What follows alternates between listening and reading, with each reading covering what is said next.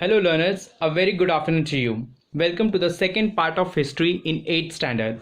Now we will discuss about the industrial revolution in the chapter of Europe and India. Now we'll see industrial revolution. Now how the industrial revolution took place, we'll discuss in this paragraph. In the later period of 18th century, so in the 18th century, industrial revolution took place. There were many technological innovation in Europe. So there was many technological, means there was many advanced technology came in Europe because of the reforms. There was production with the help of machines running on steam. So there was many machines came and with the help of good production in the factories. The cottage industries were replaced by big factories. Cottage industries were reforms in the big factories. So there was a drastic changes have been taken place. Machines came to be used instead of handlooms. Handloom means the person who are making handcrafts of the things. So that is we called a handlooms. Railway and steamer became the mode of transportation. So as you must be knowing that in olden times we were having a different types of steamer. Steamer means different types of engines of railways were used. The age of machines began, and that is known as the industrial revolution. So because of the reforms and because of the changes of the machines, that machines revolution came as a industrial revolution. Industrial revolution began in England. So this revolution took place in England, in the part of west of England. During this period, England enjoyed industrial prosperity and came to be described as a world factory. So England was also called a world factory, and they have enjoyed a lot of prosperity because they were having a development of industry in that industrial revolution. Next is rise of capitalism.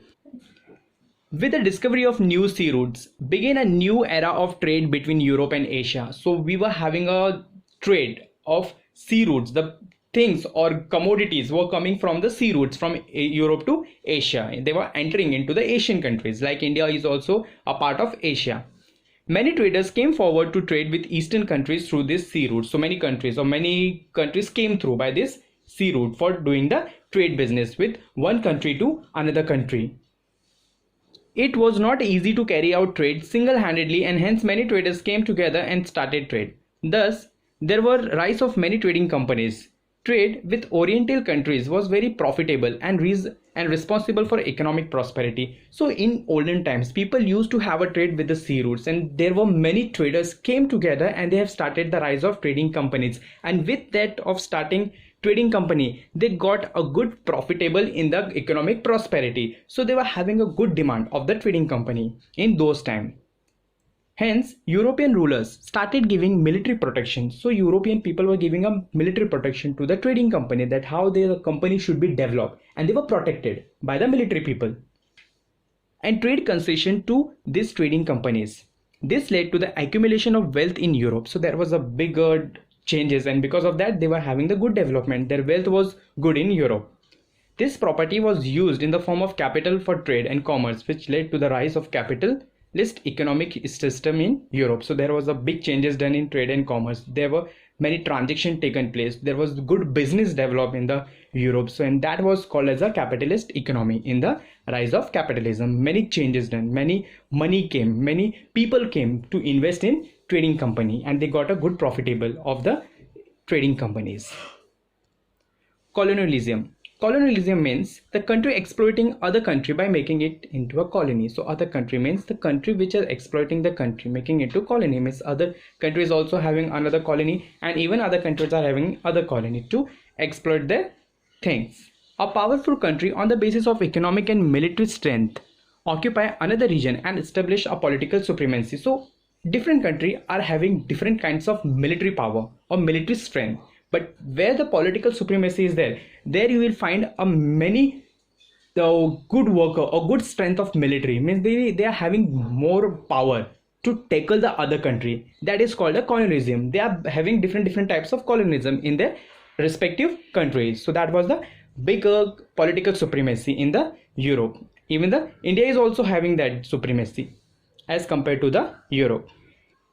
This is known as a colonialism. The tendency of colonialism led to the rise of imperialism among the Europeans. So this became a very imperialism among the Europeans. The imperialism means they were having a powerful strength to get the supremacy of rise of capitalism. Imperialism means a system in which a powerful country controls the other country. So we have to control other country, like the British were ruling in a country, but there are many people came forward and they have taken out the British from a country. So why? Because they need a imperialism of a country, so they are having a powerful pace to dominate. Many countries from Asia and African continent fell prey to this imperialist aspiration of the European nations. So there were many African continent were pleased and they were getting the aspiration from the European nation of the imperialists, that we are having a many people that can have a overall domination and they can get the country better than good.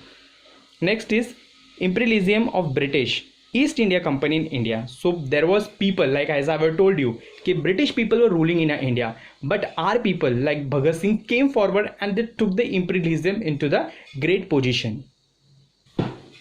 There was competing among European countries for acquiring trade monopoly in India. So there was many trade monopoly was going on, means we should have a good business in a country, that other countries should not have a good business. There was a trade monopoly in a country.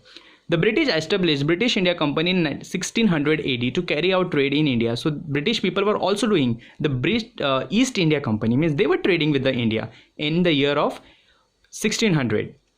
This company took permission from Emperor Jahangir and established its factory in Surat. So first company came in the Jahangir Emperor in the Surat side. It is in Gujarat. The trade between India and England was carried out through this company. So Trade India Company was also carried out through the British East India Company in England, and they were doing the trade with this company in the Emperor of Jahangir. Next is struggle between English and French. So how was the people were having a struggle, and they were struggling between some of the people of English and French. We'll look into this paragraph.